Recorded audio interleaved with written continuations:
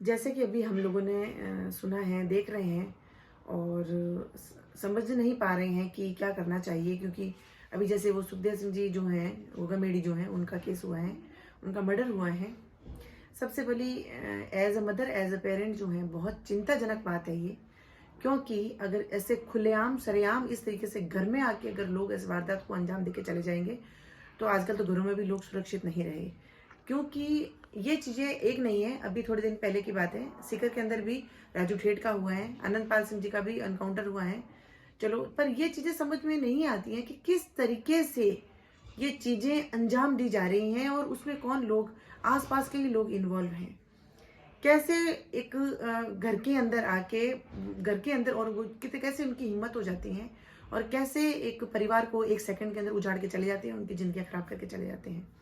As a parent, as a mother, मैं बहुत तो इन चीज़ों के लिए चिंतित हूँ, और मैं ही नहीं, बहुत सारे समाज की, बहुत सारे हमारे प्रदेश की महिलाएं हैं, बहुत चिंतित हैं अपने बच्चों के, अपने भाइयों को, अपने पति को लेके, कि इस तरीके से कैसे हो सकता है। 1 मिनट पहले खुशहाल जिंदगी होती है और 1 मिनट में सब कुछ बर्बाद हो जाता है। आज का यूथ, मैं ये सोच रही हूँ कि आज का यूथ इस तरह से आपने अपने समाज में ऐसे एग्जाम्पल देखता है तो उनसे क्या सीखेगा।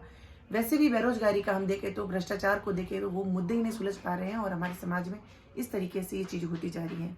मैं भी एक राजपूत परिवार से बिलोंग करती हूँ, तो देखने के लिए मैं समझ पा रही हूँ कि एक महिला होने के नाते कि उस महिला का, यानी जो गोगामेडी जी की वाइफ है, उन पे क्या बीत रही होगी। इतने दुख भरे समय के अंदर वो अपना दुख भी व्यक्त नहीं कर पा रही है, अपने बच्चों को नहीं संभाल पा रही है, अपने परिवार को नहीं संभाल पा रही है, और यहाँ तक कि उसको ये समझ में नहीं आ रहा है कि 1 मिनट में उसकी ज़िंदगी क्या से क्या हो गई है, लेकिन उसको उसकी लड़ाई लड़नी पड़ रही है।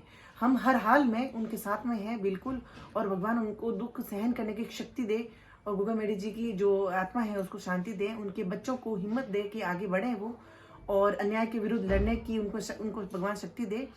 पर इस तरीके से अगर समाज में इस तरीके की चीज़ें, वारदातें होती रही, तो हमारा यूथ, हमारे बच्चे, हमारे भाई जो हमारे हैं, वो कैसे और क्या आगे बढ़ पाएंगे और क्या वो सीख पाते हैं इन चीज़ों से।